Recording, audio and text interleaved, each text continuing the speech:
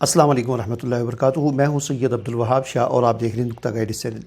ناظرین، خطے کی صورتحال کے حوالے سے چند ایک خبریں لے کر آپ کے سامنے حاضر ہوا ہوں. تھوڑی سی اب بات کر لیتے ہیں پاک بھارت کشیدگی کے حوالے سے کہ جب سے یہ سیز فائر ہوا ہے، یعنی 11 مئی سے 10 مئی کے بعد شام سے اب تک جو سیز فائر ہے، پہلے 2 دن کے لیے تھا، پھر اس کو بڑھا کر 18 مئی تک کر دیا گیا ہے اور 18 مئی جو ہے وہ کل آ جائے گی. اس کے بعد کیا ہوگا وہ آگے بعد میں ہی پتہ چلے گا. اس سیز فائر کے دوران مسلسل جو ہے وہ امریکی جہاز C-17 اور C-130 جو ہے وہ آ رہے ہیں بھارت میں، اور ظاہر ہے یہ وہ جہاز ہیں کہ جن میں سامان لایا جاتا ہے، بھاری پیمانے پر ہتھیار اور اسلحہ اور سامان وغیرہ لایا جاتا ہے. تو یہ جہاز، ان کی مسلسل پروازیں ہو رہی ہیں بھارت کی طرف، بھارت کے مختلف ایئرپورٹس پر، جس سے یہ اندازہ ہوتا ہے کہ وہاں پر ہتھیاروں کی سپلائی جو ہے وہ کی جا رہی ہے. اور بھارت نے بھی، انڈیا کا بھی یہ کہنا ہے کہ ہم نے آپریشن سندور کو ختم نہیں کیا، وقتی طور پر اسے عارضی طور پر بند کیا ہوا. یہ آپریشن ابھی ہمارا جاری ہے اور ہم تیاری کر کے بہت بڑا حملہ کریں گے.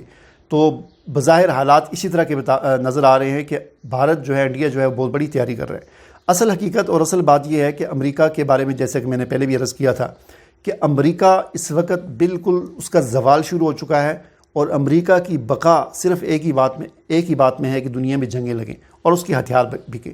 دنیا میں 4 ممالک ہیں جو پوری دنیا کو ہتھیار سپلائی کرتے ہیں، ہتھیار بھیجتے ہیں.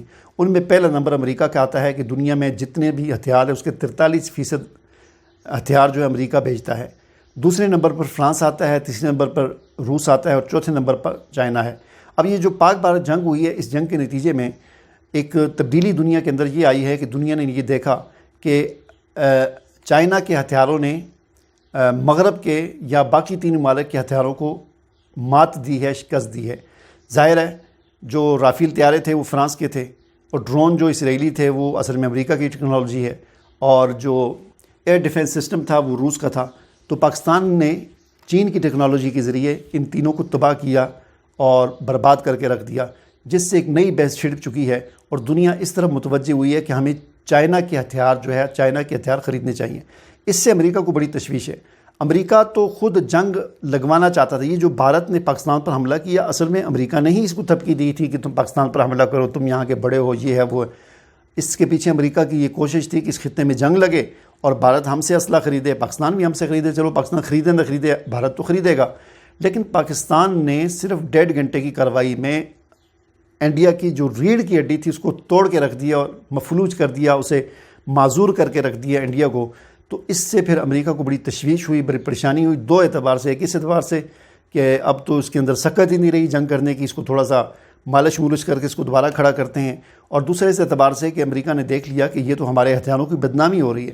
اس لیے فوری طور پر وہی امریکہ جو 2 دن پہلے کہتا تھا کہ ہمارا اس جنگ سے کوئی تعلق نہیں ہے، جو مرضی وہ کریں، ان کا اپنا معاملہ ہے، لیکن جب اپنا معاملے سے بات پاکستان نے اس کو رگڑا لگایا تو پھر ان کو اپنی چھری جو ہے امریکہ کو پانی میں نظر آئی.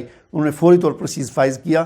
اب سیز فائر کرنے کے بعد مسلسل امریکہ سے، اسرائیل سے، فرانس سے جہاز آ رہے ہیں، اسلحے کے بھر کر امریکہ اس انڈیا میں پہنچائے جا رہے ہیں، اور امریکہ جو ہے انڈیا کو دوبارہ پش کر رہا ہے، اس کو دوبارہ کھڑا کر رہا ہے. اس کے اندر مردہ جسم کے اندر جو ہے دوبارہ روح ڈالنے کی کوشش ہو رہی ہے کہ انڈیا دوبارہ کھڑا ہو اور پاکستان پر دوبارہ حملہ کرے.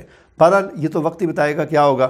بظاہر حالات جو اس وقت چل رہے ہیں وہ تو اس طرح کے بھی نظر آ رہے ہیں کہ جنگ کی تیاریاں ہو رہی ہیں، لیکن اس طرح کی بھی یعنی صورتحال ہے کہ انڈیا کے اندر خود بذات خود یہ طاقت نہیں ہے کہ وہ پاکستان کے ساتھ لڑ سکے. لیکن یہ طاقتیں جو ہیں مغربی امریکہ اور یہ چاہتے ہیں کہ جنگ ہو تاکہ ہمارے ہتھیاروں کا اور ہمارا بزنس جو ہے، کاروبار، وہ چلتا رہے اور ہماری بقا جو ہے وہ دنیا کے اندر باقی رہے. وہ اجازت دیجیے. اللہ حافظ.